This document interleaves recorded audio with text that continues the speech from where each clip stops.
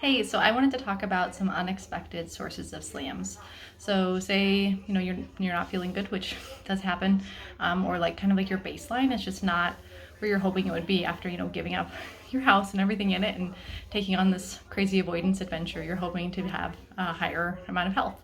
So some of the like unexpected things that have been making us sick that we found has been toilet paper, paper towels, both out in public and in places that we've stayed. We often, even though we travel with a pretty small amount of luggage, this is like kind of our maximum load level right there. We often will pack in paper towels and toilet paper. Right now I have a pretty solid amount of paper towels shoved in there. Some other sources might be the soap that you're using, your shampoo, food that you're eating frequently, including coffee and different beverages. The cup that the beverage is served in at a restaurant we find often to be a problem, so we kind of go American on it. In Europe, they frequently will use a glass for like soda or something, and we just are like, oh no, we're American, it's fine, we're American. Rental cars are another really big source of slams, and they're extremely confusing. When your rental car is slamming you, it can feel like just the entire like city and entire region wherever you're driving in it is just really bad, and you can't find something good. Just you're looking everywhere and nothing is good.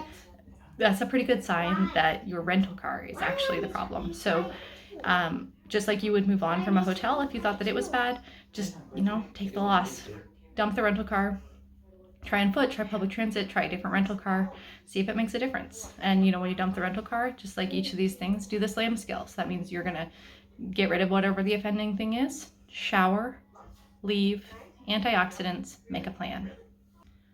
Another source of a really unexpected sort of slam, feminine hygiene things. So, they're really close to your skin and your body. I was suddenly feeling way over tolerance for just everything in a place that we knew to be pretty good. And my husband and my daughter were doing okay. I'm lucky that I have kind of like some additional mirrors to figure out how the place is versus how I'm personally doing.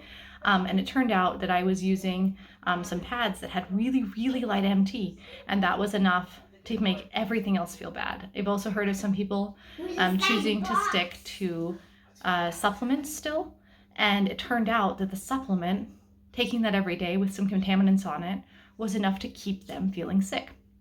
So it really could be anything. So, use your ABCs, always be checking what's going on, and just be aware that really it could be absolutely anything. It can be something super tiny, and especially if it's something like those things I mentioned that are really interacting with your body on a frequent basis, it can be really hard to realize that that's what's making you sick. So the way that we realize that those are the problem is that we treat each exposure to anything, to an environment, to a place, to a food, like a little experiment. So we kind of try to be paying attention to how we're feeling in all of our whole self, sort of like that giant checklist of symptoms at the doctor's office, just every single body system in our mind, and how clearly we're thinking, how our emotions are, every single part.